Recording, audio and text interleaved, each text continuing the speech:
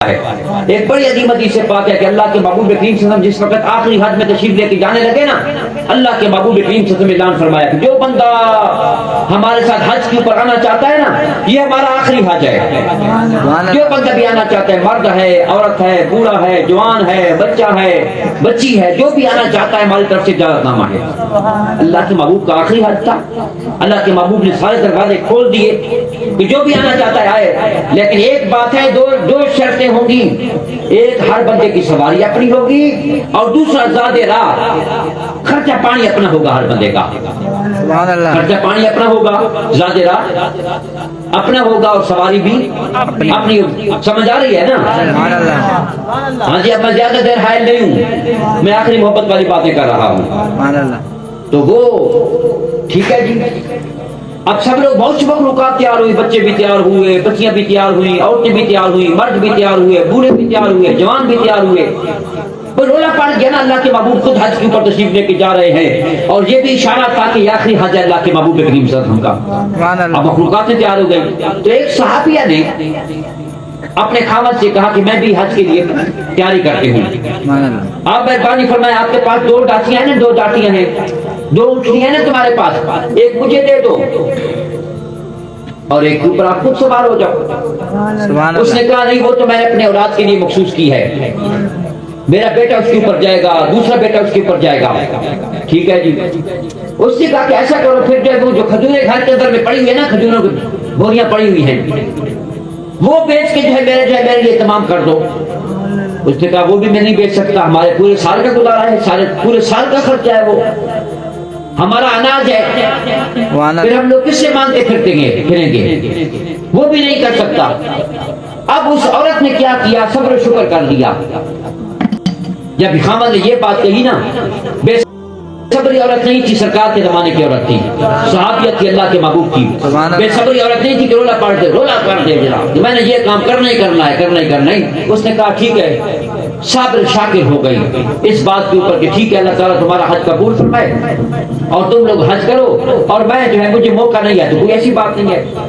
سبحان اللہ۔ اب جس وقت اللہ کے محبوب کریم سے حج سے واپس تشریف لائے نا، میرے محبوب کریم سے کی چہری لگی، سرکار تشریف فرما سے صحابہ کرام، صحابیات، بچے بڑے بوڑھے سب لوگ وہاں پر موجود تھے۔ حج مکمل ہو گیا تھا، سرکار واپس تشریف لے آئے تھے مدینہ پاک کے اندر میں۔ اب اللہ کے محبوب کریم سے تشریف فرما تھے، اور میرے آقا کریم صلی اللہ علیہ وسلم کی بارگاہ میں وہی خاتون حاضر خدمت ہوتی ہے، وہی خاتون صحابیہ حاضر خدمت ہوتی ہے، عرض کرتی یا رسول اللہ صلی اللہ علیہ وسلم، میں آپ کی بارگاہ میں ایک سوال کرنا چاہتی ہوں کہ جو بندہ آپ کے ساتھ حج کرتا ہے پھر اس کا تو بہت بڑا مقام مرتبہ ہوگا، کہ جو بندہ کسی نیک بندے کے ساتھ حج کرے اس کا بھی بڑا مقام، اور جو کسی ولی اللہ کے ساتھ حج کرے تو اس کا اور زیادہ مقام ہوتا ہے، جو کسی زمانے کے کتب کے ساتھ حج کرے اور زیادہ مقام مرتبہ، علماء کرام کے ساتھ بندہ حج کرے اس کا بھی بڑا مقام مرتبہ، مشائخ کرام کے ساتھ بندہ حج کرے اور زیادہ مقام مرتبہ، یعنی نیک بندوں کے ساتھ حج کرنے کا اپنا ایک مقام مرتبہ ہوتا ہے۔ جو زمانے کے غوث کے ساتھ حج کرے اس کا بہت بڑا مقام مرتبہ ہوگا، اللہ تعالیٰ کرم نوازنا عطا فرمائے گا، جیسے اس کی قبولیت نصیب ہوگی رب تعالیٰ اس کو بھی قبولیت عطا فرمائے گا۔ تو یا رسول اللہ، جو بندہ آپ کے ساتھ حج کرے گا اس کو تو بہت بڑا مقام ہوگا اللہ تعالیٰ کی بارگاہ کے اندر میں۔ سبحان اللہ۔ اللہ کے محبوب نے فرمایا ٹھیک ہے، رب تعالیٰ اس کو بڑا مقام مرتبہ عطا فرمائے گا۔ اب جب یہ بات ہوئی تو اس عورت نے کہا یا رسول اللہ صلی اللہ علیہ وسلم، مجھے کوئی ایسا طریقہ بتائیں، مجھے کوئی ایسا عمل عطا فرمائے کہ جس وقت بندہ وہ عمل کرے تو بندے کو یہ مقام ملے کہ اللہ کے محبوب محمد مصطفیٰ کے ساتھ حج کرنے کا ثواب بندے کو مل جائے۔ سبحان اللہ۔ مجھے کوئی ایسا عمل عطا فرمائے، مجھے کوئی ایسا طریقہ عطا فرمائے، مجھے کوئی ایسی تدبیر عطا فرمائے کہ بندہ جس وقت جو ہے وہ کام کرے تو بندے کو اتنا ثواب ملے کہ جیسے اللہ کے محبوب محمد مصطفیٰ کریم صلی اللہ علیہ وسلم کے ساتھ مل کر اس نے جو ہے حج عطا کیا ہے۔ سمجھ آ رہی ہے نا؟ اب اللہ کے محبوب کریم صلی اللہ علیہ وسلم نے ارشاد فرمایا، کیا بات ہے،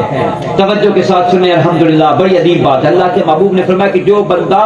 رمضان شریف کے ساتھ میں عمرہ کرتا ہے اللہ تبارک تعالیٰ اس کو اتنا ثواب عطا فرماتا ہے جیسے کہ اس نے محمد مصطفیٰ کے ساتھ مل کر حج کیا ہے۔ جو بندہ رمضان شریف کے اندر میں عمرہ کرتا ہے، اللہ تبارک تعالیٰ اس بندے کو اتنا ثواب عطا فرماتا ہے جتنا کہ اس نے حضور سرور کائنات محمد مصطفیٰ نبی آخر زمان کے ساتھ جو اس نے حج کیا ہے، اتنا بڑا ثواب اس بندے کو ملتا ہے۔ اللہ تبارک تعالیٰ ہم سب کو عمرے کرنے کی توفیق عطا فرمائے۔